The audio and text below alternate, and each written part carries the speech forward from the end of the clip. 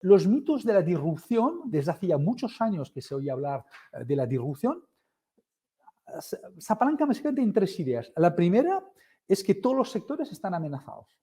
¿vale? Como diciendo, la disrupción digital progresivamente, como un tsunami, va a ir abordando sector tras sector para no dejar ningún sector sin, digamos, afectado por esto. Segundo es que este proceso afecta a todos y se va a propagar con mucha rapidez. Y ahí hay un concepto de tecnologías y de cambios exponenciales, que, bueno, son terminologías que habréis oído a menudo. Es decir, que además de que todos los sectores van a ser afectados, además esto se va a producir con mucha rapidez. Y el tercero es que las compañías tradicionales evidentemente van a tener muchas dificultades si es que van a ser capaces de adaptarse. Yo digo que son mitos, mitos de la disrupción. ¿Y por qué pretendo diciendo que son mitos? Pues porque la realidad es que a día de hoy esto no se está produciendo así. O sea, ya hemos visto que objetivamente muchas compañías de estas tradicionales o antiguas, que eran compañías muy sólidas en el año 25, pues siguen estando muchas de ellas aquí. Han variado, de hecho muchas y varias. Luego veremos otro dato, veremos que han crecido, que muchas han crecido también. Por lo tanto, podemos decir que todos los sectores, pues no sabemos si están amenazados. Tengo aquí un gráfico, os lo voy a compartir también. Mira, lo voy a hacer un poquito más grande también para que lo veáis bien. Es un gráfico que lo que intenta explicar es el proceso de transformación digital, que lo metemos todo en el saco de la transformación digital y la verdad es que esto es un concepto que tiene varios estadios y tiene varios niveles. Está desde el proceso de la digitalización,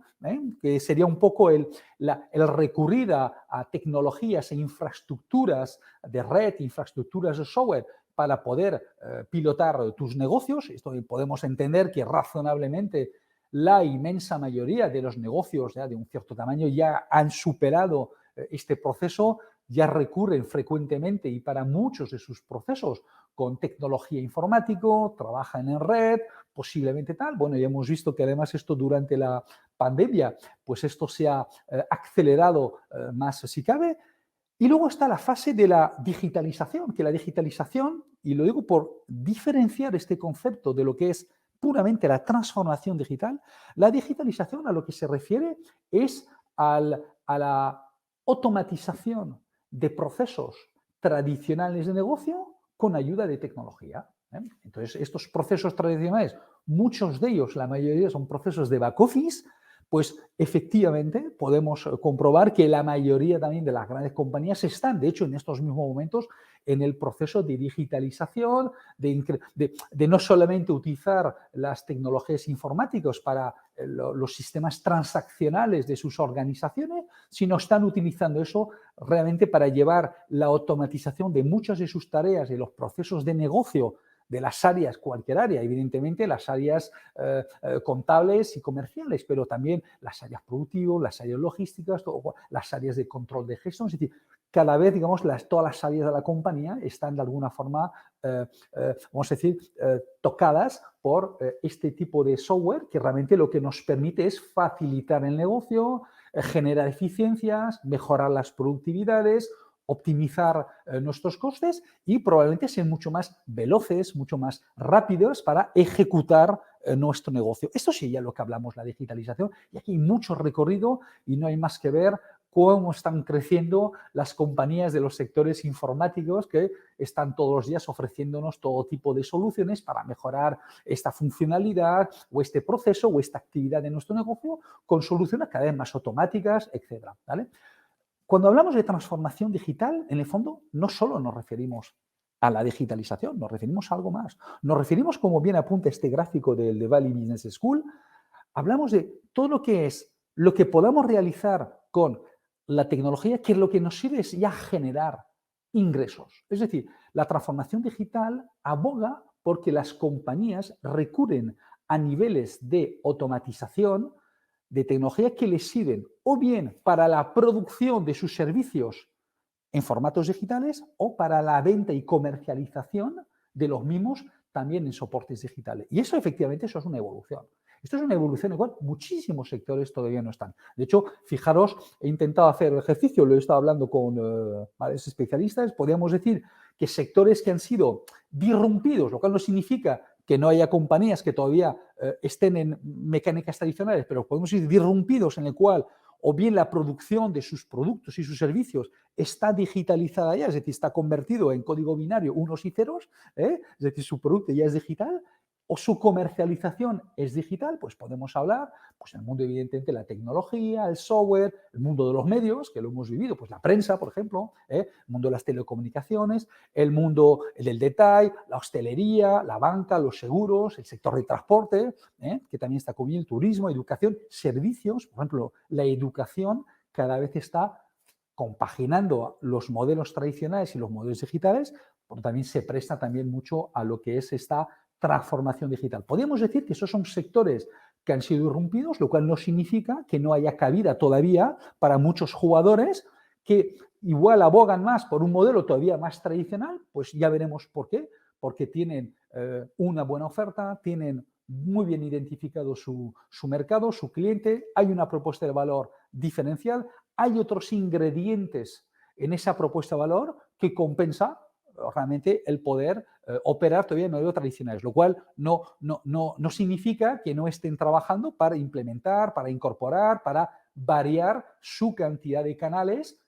para poder vender a otro tipo de cliente o a los mismos clientes en otros formatos, o bien hasta inclusive para empezar a producir quien puede, porque ya sabemos que hay muchos productos que no se van a poder digitalizar, y ahora lo vamos a ver, de hecho, en muchas de las categorías o los sectores que no han sido irrumpidos, el sector de la energía, materias primas, el sector químico, la industria en general, los productos de consumo, la alimentación, la salud, farmacia. No podemos saber qué va a pasar en los próximos años, ¿verdad? Que con los cambios exponenciales estamos viendo aparecer cambios en algunas de estas categorías, mucho en fase muy incipiente, pero podemos razonablemente decir que estos sectores no han sido disrumpidos todavía, sí que se están digitalizando, muchos de hecho se están valiendo la digitalización para aumentar su productividad, facilitar sus economías de escala, mejorar sus eficiencias, su velocidad de respuesta y de servicio, pero en lo que tiene que ver con utilizar la tecnología para mejorar la generación de ingreso de imagen, pues muchos de ellos están todavía bastante alejados de esto. Y por lo tanto, por eso decía antes que probablemente era un poco exagerado hablar de que la transformación digital iba a hacer tablas rasas en la mayoría de los sectores, y aquí podemos comprobar que muchos sectores se están manteniendo bastante firme en esto tal. Por lo tanto, podríamos decir que son estos campeones digitales quedándose con todo el pastel, pues seguramente eso ha sido un poquito sobrevalorado. Aquí la cuestión que nos interesa en el fondo es cómo somos capaces de alguna forma, ya no solamente de convivir con esto, porque podemos pensar razonablemente que a la velocidad a la cual se desarrolla las nuevas tecnologías, y vosotros conoceréis seguramente este informe de McKinsey que hace ya 15 años apuntaba de esas grandes 12 tecnologías que iban a cambiar el mundo, y podemos comprobar cómo en esos 12 años estas tecnologías están convergiendo en estos momentos y están cambiando el panorama. Veremos cómo pueden cambiar estos sectores, estas tecnologías. La cuestión no solamente es cómo vamos a poder convivir, sino cómo probablemente progresivamente vamos a poder incorporar, o en qué momento tenemos que incorporar, o sobre qué tecnologías tenemos que hacer las apuestas. Porque evidentemente todos los empresarios que operan en estos sectores tradicionales están ojo a visor sobre lo que está sucediendo, pero es verdad que tú no puedes apostar en todas esas cosas, tienes que ver qué apuestas realizar y sobre todo en qué momento. Porque si bien es cierto que he reconocido la tardanza en algunos en lanzarse en la digitalización de su modelo de negocio, este inconveniente también el hacerlo demasiado pronto, y hay experiencias en el pasado que así nos lo muestran. Por lo tanto, es el proceso de adaptación a la realidad o a esa nueva realidad, es cómo vamos ayudando a nuestras organizaciones, nuestras empresas a ir incorporando cada vez más capas de digitalización a nuestro negocio, que es realmente el auténtico reto de las compañías tradicionales. Y ese reto, fijaros bien, que hay un directivo, Lou Gerstner, que fue CEO de IBM en la época en la que precisamente IBM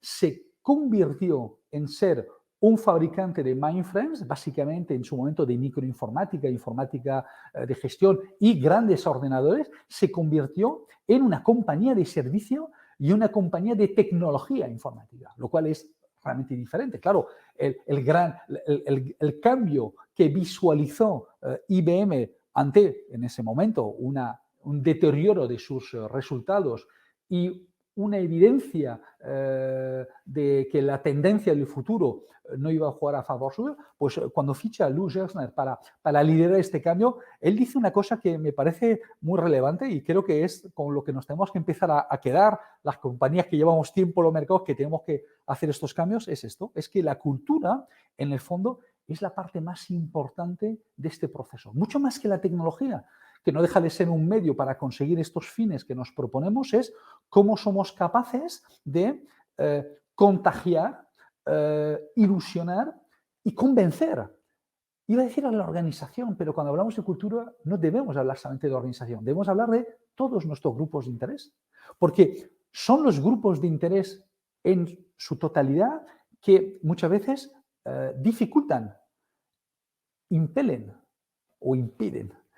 o retrasan este tipo de decisiones. Y cuando dicen los grupos de interés, podemos hablar los propios clientes, los proveedores, nuestra organización, nuestros directivos, nuestros empleados en algunos casos, nuestros accionistas, nuestros propietarios que igual dicen, oye, pues si igual antes de hacer apuestas que pueden poner en peligro el modelo de negocio actual con nuestros buenos resultados, oye, ¿por qué no esperamos un poquito más a ver qué pasa? Y mientras tanto, pues vamos obteniendo, digamos, los réditos de decisiones pasadas que fueron acertadas. Claro, lo que dice Lou Gerstner es, en el fondo, lo que está sucediendo en muchas compañías, que al fin y al cabo la dificultad en todos estos procesos de transformación está en el cambio de cultura de todos, de todos. Y es difícil desarrollar este emprendimiento interno y liderarlo en una organización cuando tus propios accionistas están a veces más orientados, o en algunos casos más orientados a resultado corto, o no quieren hacer apuestas que pudiese poner en peligro a medio plazo el modelo de negocio actual. O, pues lo que hemos dicho, nuestros propios clientes. Por lo tanto, ahí podríamos decir que, pues eso, que la antigüedad